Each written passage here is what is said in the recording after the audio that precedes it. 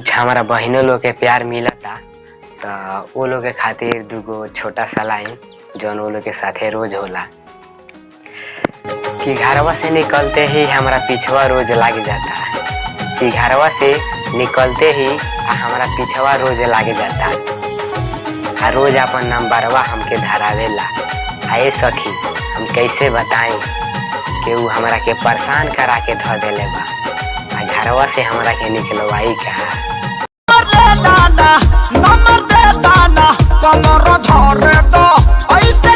करा के देखनी के वो अकेले ही कॉलेज जात रहली लेकिन फिर भी मुस्कुरात रहली कि उनकरा के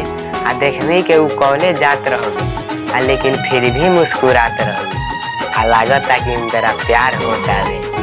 आए हमार भाई तू लो बच के रहिया लो अब का जाने कौना सरवा के जिंदगी अब बर्बाद होता है।